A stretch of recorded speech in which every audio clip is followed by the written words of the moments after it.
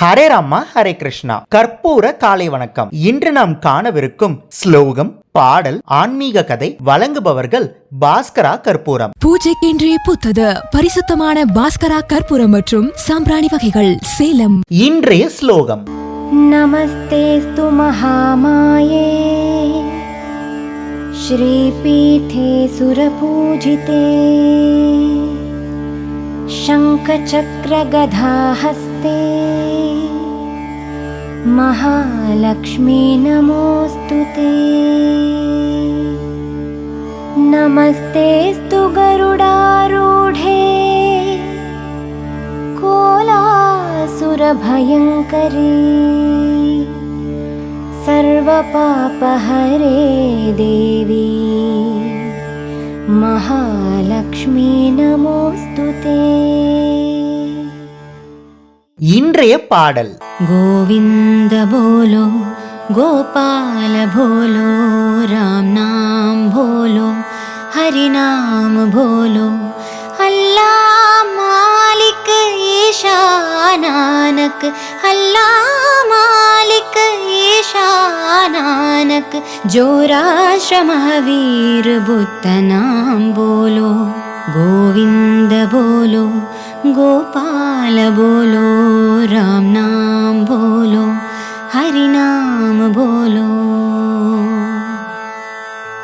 ये नाम सारे जीवन सहारे, ये नाम सारे जीवन सहारे, परमानंद की गोलते द्वारे, जो नाम चाहो ओ नाम भोलो, जो नाम चाहो नाम भोलो, प्रेम से भोलो भाव से भोलो, प्रेम से भोलो भाव से भोलो, गोविंद बोलो गोपाल बोलो राम नाम बोलो हरि नाम बोलो.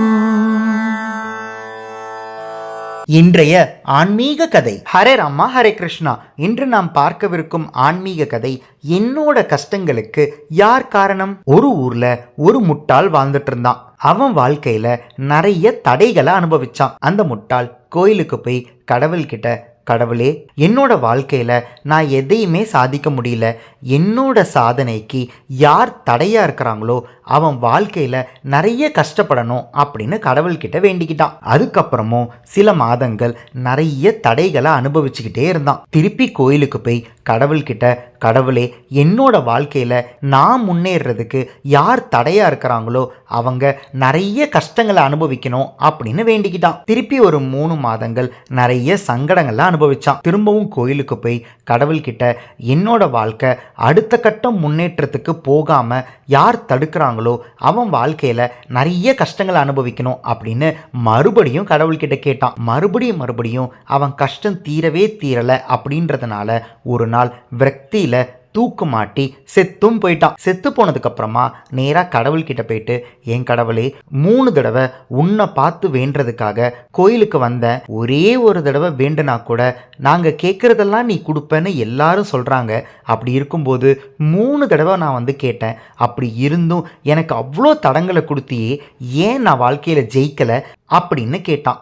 அதுக்கு கடவுள் என்ன பதில் சொன்னாருன்னா, நீ என்கிட்ட என்ன வேண்டன அப்படின்னு கேட்டார். அதுக்கு அந்த முட்டாள், நான் என்ன வேண்டன, என்னோட வாழ்க்கை முன்னேறதுக்கு யார் தடையாக இருக்கிறாங்களோ அவங்க வாழ்க்கையில் நிறைய சங்கடங்களை அனுபவிக்கணும் அப்படின்னு கேட்டேன். உடனே கடவுள் சொன்னார், அதைத்தான் நான் செஞ்சேன் அப்படின்னு சொல்கிறாரு. அது சரி, நான் ஏன் முன்னேறலை, நான் ஏன் ஜெயிக்கலை அப்படின்னு கேட்கும்போது அதுக்கு கடவுள் சொன்னார், நீ தினம் நீ முன்னேறதுக்கு எதையுமே செய்யாமல் சோம்பேறித்தனமாக வீட்டிலையே இருந்த, எந்த வேலையும் செய்யலை, எதில் முன்னேறணும்னு நினைக்கிறியோ அதன் பற்றின அறிவை நீ வளர்த்துக்கலை, எதையுமே வளர்த்துக்காம வீட்டுக்குள்ளே சோம்பேறித்தனமாக இருந்துக்கிட்டு நான் ஜெயிக்கணும் நீ துடிச்ச.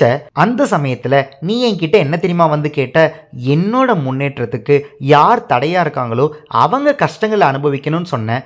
உன்னோட முன்னேற்றத்துக்கு நீ தான் தடையாக இருக்கிற, அப்போது அந்த கஷ்டத்தை நான் உனக்கு தானே கொடுக்கணும். அதுக்கு தான் திரும்ப திரும்ப உனக்கு நான் கஷ்டங்களை கொடுத்துக்கிட்டே இருந்தேன். நீ மறுபடியும் என்கிட்ட வந்து திரும்பவும் என்னோட முன்னேற்றத்துக்கு யார் தடையாக இருக்காங்களோ அவனுக்கு நிறைய கஷ்டங்களை கொடுன்னு, சரி இன்னும் நிறைய கொடுக்கணும் போல் இருக்கு அப்படின்னு சொல்லி உனக்கு நான் மேலும் மேலும் கஷ்டத்தை கொடுத்துக்கிட்டே இருந்தேன் அப்படின்னு சொன்னார். அப்போ தான் அந்த முட்டாளுக்கு புரிஞ்சது, நம்ம முன்னேறாமல் இருந்ததுக்கு காரணம் நம்ம தான் அப்படின்னு.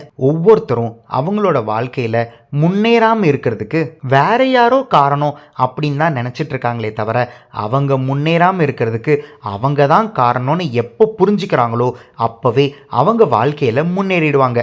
உங்களுக்கும் புரிஞ்சிருக்கும் நினைக்கிறேன். இன்று நாம் பார்த்த ஆன்மீக கதை என்னோட கஷ்டங்களுக்கு யார் காரணம். இந்த கதை உங்களுக்கு பிடிச்சிருந்ததுன்னா இந்த வீடியோவோட கமெண்ட் பாக்ஸில் கற்பூர காலை வணக்கம் அப்படின்னு பதிவிடுங்க.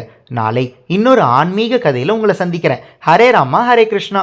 பூஜைக்கென்றே புத்தது பரிசுத்தமான பாஸ்கரா கற்பூரம் மற்றும் சாம்பிராணி வகைகள் Salem. ECG cards, Ramayana Mahabharata playing cards. ராமாயண மகாபாரதத்திலிருந்து 108 கேரக்டர்ஸ் பத்தி நீங்க நிறைய விஷயங்களை தெரிஞ்சுக்கணும்னா இந்த ப்ராடக்ட் உங்களுக்கு தான். இது ஒரு பிளாஸ்டிக் பிளேயிங் கார்ட்ஸ். ஒவ்வொரு கார்டையும் இண்டிவிஜுவலா ஸ்கேன் பண்ணி அந்தந்த கார்டுல இருக்கிற கேரக்டர் பத்தி யூடியூப்ல தெரிஞ்சுக்கலாம். ஒவ்வொரு குழந்தைங்களும் கத்துக்கிட்டே விளையாடலாம், விளையாடிக்கிட்டே கத்துக்கலாம்.